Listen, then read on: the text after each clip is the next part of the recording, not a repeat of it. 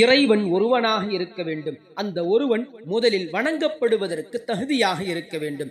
இன்னும் அவன் தேவையற்றவனாக இருக்க வேண்டும். மனைவி மக்களை விட்டும் வணக்க வழிபாடுகளை விட்டும் அவன் தேவையற்றவனாக இருக்க வேண்டும். நாம் அல்லாஹுவை வணங்கினால்தான் அவனுடைய அந்தஸ்து உயரும் என்பது கிடையாது. நாம் அவனை வணங்காவிட்டாலும் அவனுடைய அந்தஸ்து அது உயர்ந்ததுதான். அவனுடைய கட்டளைக்கு இணங்க நாம் அவனுக்கு கீழ்ப்படுகிறோம். அதனால் தான் அவன் இறைவனாக இருக்கிறான், நாம் அவனது அடிமைகளாக இருக்கிறோம்.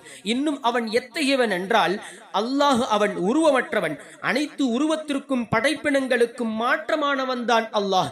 இதனை தன்னுடைய திருமறையில் கூறுகிறான், லைஸக மிஸ்லிஹி ஷைஉன், அவனை போல எந்த ஒரு வஸ்துவும் இல்லை என்கிறான். இந்த வசனத்திற்கு இமாம் ஃபஹ்ருத்தீன் ராஸி ரஹ்மத்துல்லாஹி அலைஹி தன்னுடைய தஃப்சீரில் விளக்கம் தருகிறார்கள். அல்லாஹுவிற்கு உருவம் இல்லை என்பதாக. நீங்கள் இறைவனுக்கு உருவம் வைத்தீர்கள் என்றால் அது மற்ற உருவத்திற்கு ஒப்பாகிவிடும், இந்த வசனத்திற்கும் அது எதிராகிவிடும். எனவே அல்லாஹுவிற்கு உருவம் கிடையாது என்பதனை அவர்கள் திட்டவட்டமாக சொல்கிறார்கள்.